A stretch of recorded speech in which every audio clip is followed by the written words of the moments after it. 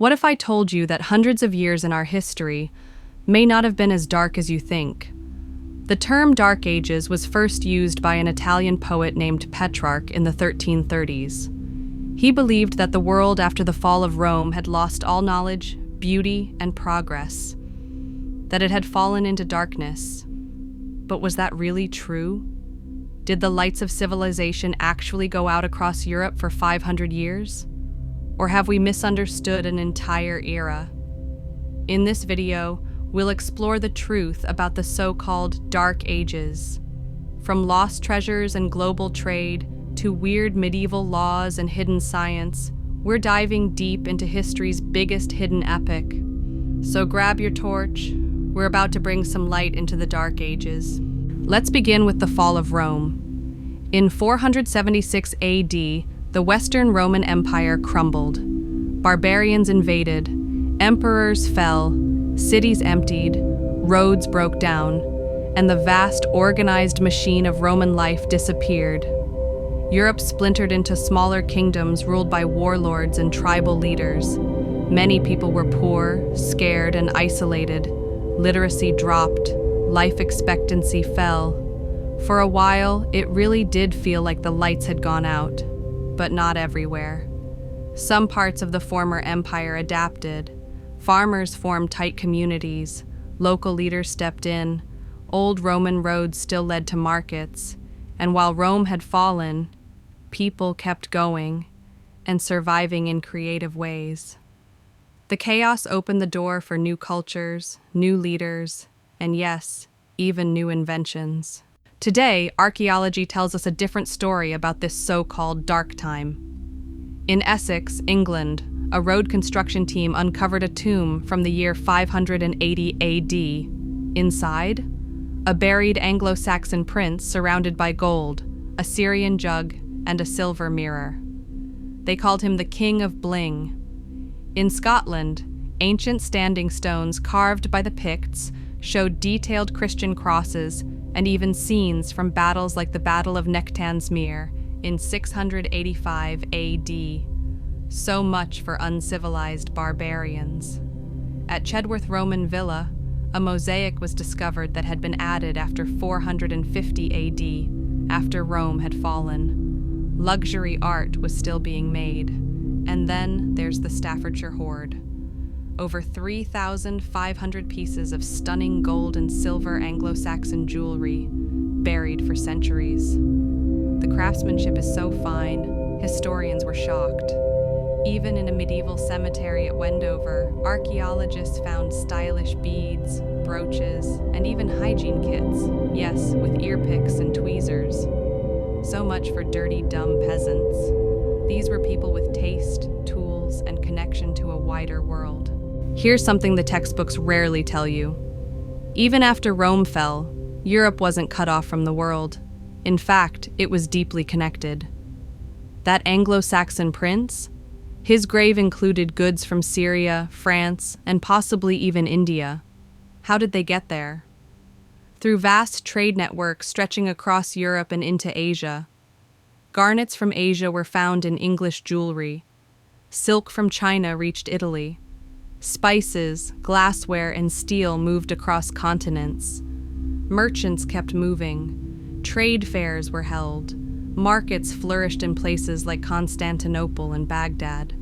The so-called Dark Ages were more like the connected ages. You just need to dig deeper to see it. There's a big myth that people in the Middle Ages were dumb, that they thought the earth was flat, that they burned scientists at the stake. That's not true. In monasteries across Europe, monks copied thousands of ancient texts by hand. These books kept knowledge alive, just barely. Scholars like Roger Bacon studied optics and physics. Hildegard of Bingen wrote music, medicine, and philosophy. They didn't have the printing press yet, but they had brains and curiosity. One historian said, "We kept the flame of knowledge alive by the skin of our teeth." Yes, there were wars and setbacks, but knowledge wasn't lost. It was protected. Let's take a break and talk about how weird things got. In 1314, King Edward II banned street football in London. Why? It kept turning into riots. In 1363, all men in England were ordered to practice archery every Sunday. No excuses. In some places, if you were accused of a crime, you could prove your innocence by holding a red-hot iron or dipping your hand in boiling water. If you didn't blister, you were innocent. Simple, right? And guess what? Some nobles thought bathing was dangerous. They believed hot water opened your body to disease, so they stopped bathing entirely. For years. No wonder perfume was invented. And despite all this, people still used fancy brooches, combs, and beads. Clean? Maybe not. Stylish? Absolutely. While kings came and went, the church rose to power. It controlled land, laws, libraries, and lives. Monasteries became centers of education. They taught young boys Latin, logic, and religious texts. Illuminated manuscripts were hand-painted with gold and color. The church gave people meaning, purpose, and fear. Heaven and hell were very real. Some popes were saints, others, not so much. But there's no denying it.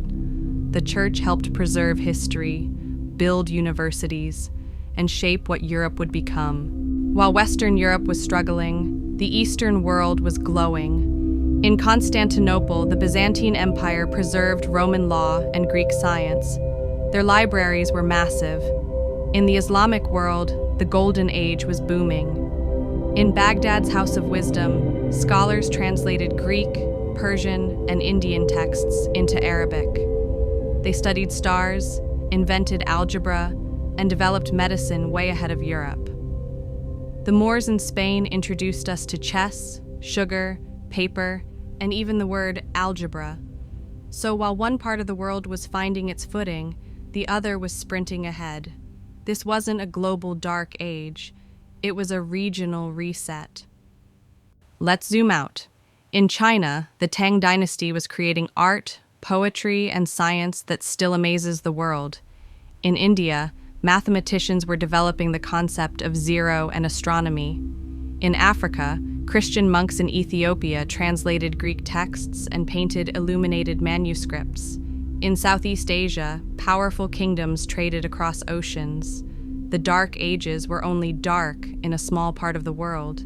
Most of the globe was thriving. History isn't one story, it's a giant tapestry, and Europe was just one thread. Ah, the Vikings. To some, they were terrifying raiders. To others, explorers, settlers, and traders. Their ships reached as far as Russia, North Africa, and even North America. In Norway, the Oseberg ship held 2 noble women buried with carts, sleds, combs, and even tapestries. Their craftsmanship was stunning. Viking art was detailed. Their metalwork was precise. Their maps, shockingly accurate.